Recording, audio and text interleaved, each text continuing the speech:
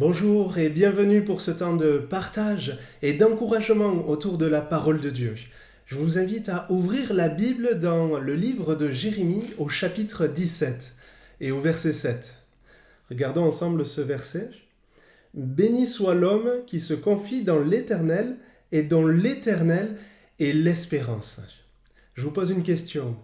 Qu'en est-il de votre espérance ? C'est ma faute, je n'y arriverai pas. Je suis bloqué à vie maintenant dans cette situation. Il n'y a aucune issue. Dieu ne m'entend pas. Il ne répond pas à mes prières. Je me demande si ça vaut la peine de continuer à croire en Dieu, en Jésus, dans sa parole, à être attaché à lui. Ce sont peut-être là les pensées qui vous ont traversé l'esprit ou même les paroles que vous avez prononcées ces derniers temps sur une situation que vous vivez ou qui se passe autour de vous. Combien de personnes autour de nous sont complètement dans un profond désespoir, complètement désespérées. Mais aujourd'hui, j'aimerais vous dire que avec Dieu, il n'y a pas un espoir, mais il y a une espérance. En France, on aime tout ce qui est petit. On aime un petit café, une petite sieste, un petit dessert. Et parfois, certains auraient bien besoin dans leur situation d'un petit peu d'espoir. Mais ce que Dieu veut nous donner, te donner, ce n'est pas aujourd'hui un peu d'espoir, mais c'est une grande, une merveilleuse, une glorieuse espérance. Ce que Dieu veut nous donner, c'est une espérance éternelle. Elpo est le verbe grec que l'on a traduit par espérer. Il signifie attendre avec plaisir et confiance. Je ne sais pas si c'est agréable pour vous ça, attendre avec plaisir et confiance. Si vous y arrivez facilement, personnellement, ce n'est pas toujours facile pour moi. Mais je sais que Dieu est là pour nous aider et qui nous forme à cela parce que ça fait partie de la vie chrétienne. Savoir attendre, persévérer dans la paix, en étant dans la paix et en étant même dans la joie. Dieu veut nous amener à vivre cela.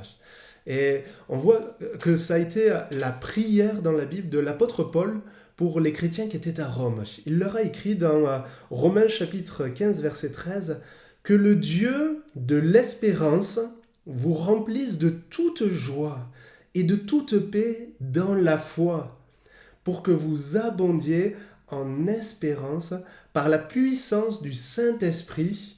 Amen. » Vous voyez, dans ce passage, on voit d'un côté la part de Dieu pour que nous progressions dans l'espérance et en même temps d'un autre côté notre part. Il est parlé de la puissance du Saint-Esprit. C'est grâce au secours de Dieu, c'est grâce à sa présence en nous que l'on peut progresser dans l'espérance, mais il est aussi parlé de la foi. Et il faut savoir qu'en fait, quand le désespoir vient, quand le désespoir est là, c'est dû à un manque de confiance ou à une confiance mal placée. Et c'est ce que l'on voit dans ce passage de Jérémie 17. Juste, nous avons lu le verset 7, mais juste quelques versets au-dessus, au verset 5, il est écrit « Ainsi parle l'Éternel.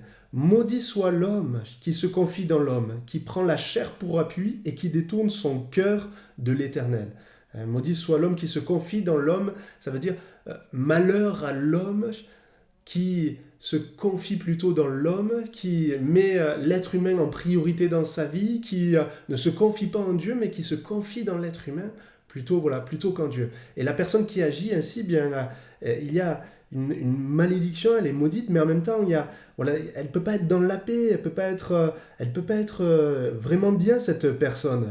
Et on voit même l'état de cette personne par ce qui nous est décrit par la suite. « Maudit soit l'homme qui se confie dans l'homme, qui prend la chair pour appui et qui détourne son cœur de l'Éternel.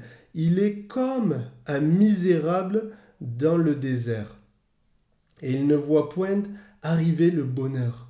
Il habite les lieux brûlés du désert, une terre salée et sans habitants. » Il y a une autre version qui dit qu'il est comme un buisson dans le désert. Et malheureusement, combien de croyants, même parfois des chrétiens, sont comme un buisson dans le désert, ces croyants, ils se replient sur eux-mêmes au lieu de se tourner vers Dieu dans les épreuves, les difficultés par lesquelles ils passent.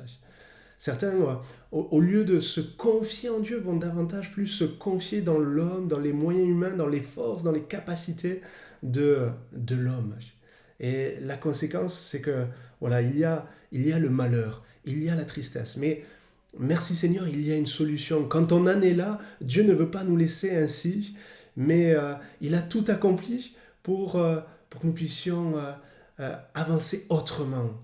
Et ce qu'il veut, c'est que nous puissions vivre la suite. Ce que nous avons lu à partir du verset 27, à partir du verset 7. Béni soit l'homme qui se confie dans l'Éternel et dont l'Éternel est l'espérance.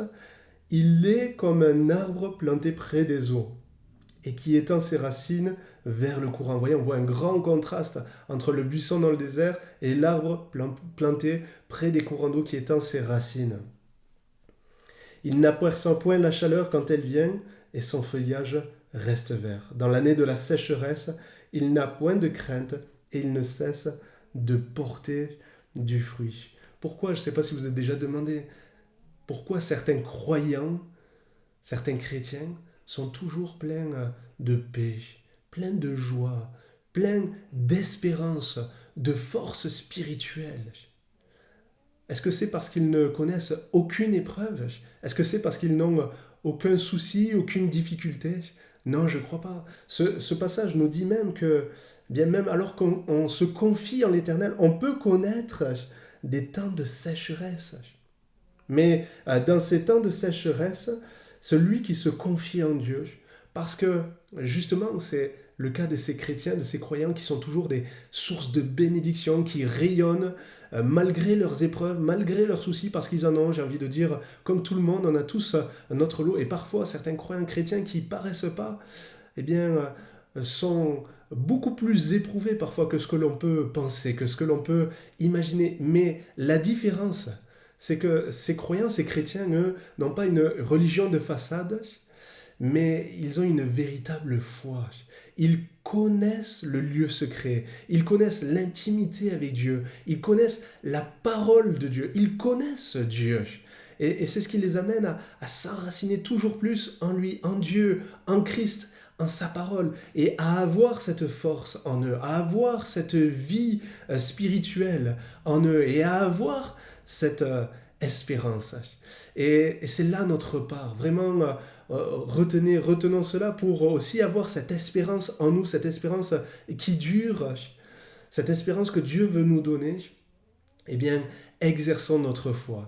Non pas juste, ne nous arrêtons pas juste à croire, à être d'accord avec Dieu, avec la Bible, la vérité, mais vraiment confions-nous en lui. Ça veut dire appuyons-nous sur lui, appuyons-nous sur Jésus, sur son œuvre, sur ce qu'il a accompli pour nous. Appuyons-nous sur la parole de Dieu. Et Dieu est celui qui nous donnera d'avoir aussi cette paix, cette joie et cette espérance. Il est celui qui transformera votre désespoir en agissant ainsi. Il le transformera en espérance. Il est celui qui transformera votre peine, votre souffrance en joie. Et je voudrais terminer avec ce dernier verset dans le psaume 30, verset 12. Et tu as changé mes lamentations en allégresse. Tu as délié mon sac et tu m'as ceint de joie. Que Dieu vous bénisse.